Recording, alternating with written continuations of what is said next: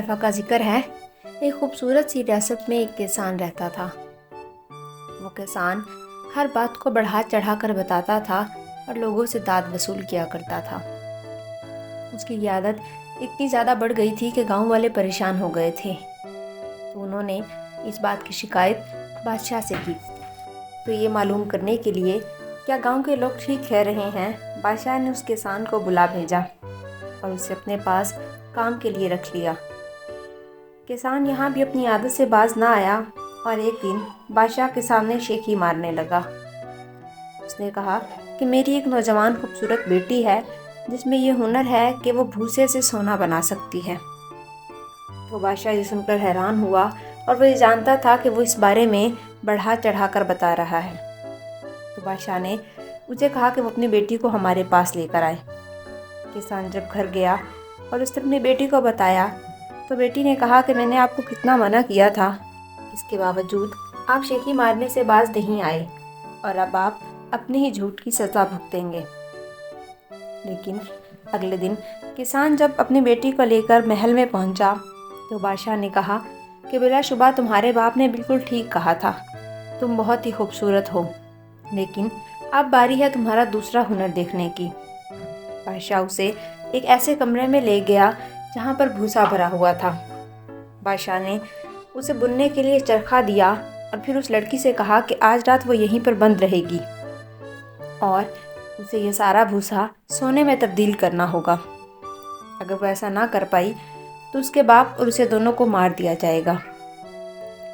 اس کے بعد بادشاہ وہاں سے چلا گیا اور کمرے کا دروازہ بند کر دیا گیا۔ لڑکی بہت پریشان تھی کہ آخر وہ کیا کرے، تو وہ پریشانی میں رونے لگی۔ اتنی دیر میں کمرے میں ایک روشنی نظر آئی اور وہاں پر ایک بونا نمودار ہوا۔ اس بونے نے اس لڑکی سے کہا کہ تم کیوں رو رہی ہو؟ تو لڑکی نے اسے سارا ماجرا بتایا۔ تو بونے نے اسے کہا کہ اگر میں تمہارے لیے یہ کام کر دوں اور یہ سارا بھوسا سونے میں تبدیل کر دوں تو تم مجھے کیا دو گی؟ تو اس لڑکی کو کچھ سمجھ نہ آیا، لیکن تھوڑی دیر سوچنے کے بعد کہا کہ میرے گلے میں یہ قیمتی ہار ہے، میں تمہیں وہ دے دوں گی۔ بونا مان گیا اور جلدی جلدی چرخہ گھمانے لگا۔ وہ چرخہ گھماتا جا رہا تھا اور سارا بھوسا سونے میں بدل رہا تھا۔ یوں اس نے کئی بار چرخہ گھمایا اور اب سارا بھوسا سونے میں بدل چکا تھا۔ تو وعدے کے مطابق اس لڑکی نے اس بونے کو اپنا ہار دے دیا اور اس سے اس کا نام پوچھا کہ وہ کون ہے۔ تو بونا ہنسا اور وہاں سے غائب ہو گیا۔ تو صبح جب بادشاہ آیا تو وہ یہ دیکھ کر حیران رہ گیا کہ پورا کمرہ خالی ہو چکا تھا اور لڑکی نے سارا بھوسا سونے میں بدل دیا تھا۔ یہ دیکھ کر بادشاہ کو لالچ آیا اور اگلے دن وہ لڑکی کو ایک اور بڑے کمرے میں لے کر گیا جہاں پہلے سے بھی زیادہ بھوسا موجود تھا۔ بادشاہ نے اسے پھر سے وہی کہا کہ وہ یہ سارا بھوسا سونے میں بدل دے۔ بادشاہ وہاں سے چلا گیا اور لڑکی پھر سے رونے لگی۔ بونا پھر سے نمودار ہوا اور اس نے لڑکی سے وہی کچھ کہا۔ تو لڑکی نے اسے کہا کہ اب کی بار وہ اسے اپنی سونے کی انگوٹھی دے گی۔ تو بونے نے وعدے کے مطابق سارا بھوسا سونے میں بدل دیا اور لڑکی نے اسے انگوٹھی دے دی۔ اس کے بعد لڑکی نے پھر سے اس بونے کا نام پوچھا، لیکن بونا ہنسا اور وہاں سے غائب ہو گیا۔ اگلے دن بادشاہ نے اتنا سارا سونا دیکھا تو وہ لڑکی کو ایک اور بڑے کمرے میں لے کر گیا جہاں پر بہت زیادہ بھوسا تھا۔ اس نے لڑکی سے کہا کہ اگر آج وہ یہ سارا بھوسا سونے میں بدل دے گی تو وہ اس سے شادی کر لے گا اور وہ ملکہ بن جائے گی۔ بادشاہ وہاں سے چلا گیا اور لڑکی پھر سے رونے لگی۔ تو وہ بونا پھر سے وہاں آیا اور اس نے اس لڑکی سے کہا کہ وہ اس تمام بھوسے کو بھی سونے میں بدل سکتا ہے، لیکن اب کی بار وہ مجھے کیا دے سکتی ہے؟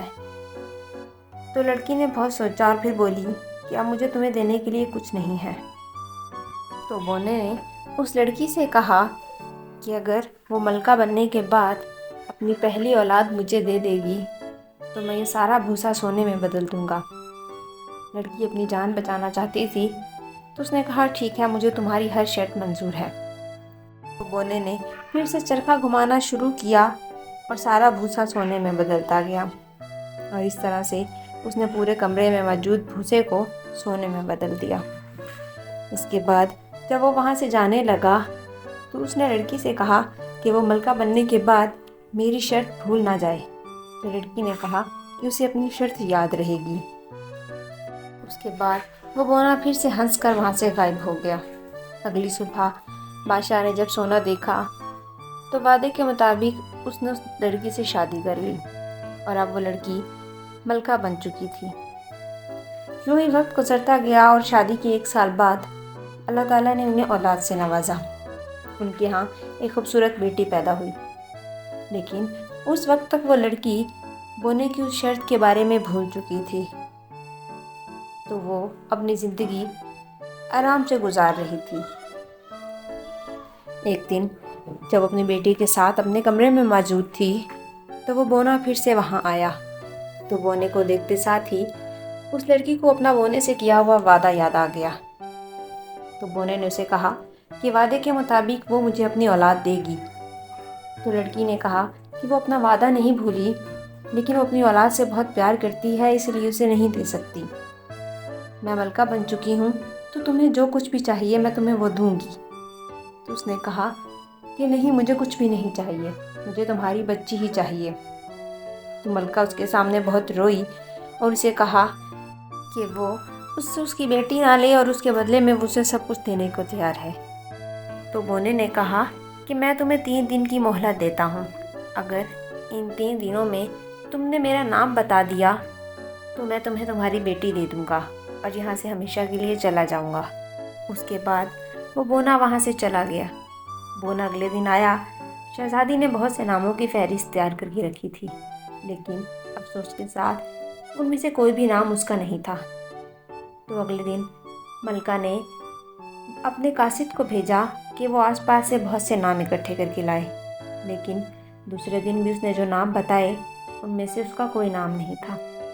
تو ملکہ بہت پریشان تھی اور قاصد اس کے پاس آیا کہ وہ یہ نام اور اکٹھے کر کے لایا ہے، لیکن ایک عجیب بات ہوئی کہ وہ جنگل سے گزر رہا تھا تو وہاں جھونپڑی کے پاس اس نے ایک بونا دیکھا جو پاگلوں کی طرح ناچ رہا تھا اور یہ کہہ رہا تھا کہ میں بادشاہ کی بیٹی کو کھاؤں گا، بھنا ہوا کھاؤں گا، کوئی میرا نام نہ جان پائے گا کیونکہ میں ہوں رمپلسٹلسکن۔ تو ملکہ یہ جان کر بہت خوش ہوئی۔ اس نے اس قاصد کو بہت سے انعامات سے نوازا۔ اگلے دن جب بونا وہاں آیا تو ملکہ نے 2-3 نام اسے اور بتائے، لیکن اس نے انکار کیا۔ تو آخر میں ملکہ نے کہا تو پھر تمہارا نام رمپلسٹلسکن ہے۔ یہ سن کر بونے کو شدید غصہ آیا کہ آخر میرا نام ملکہ کو پتہ کیسے چل گیا۔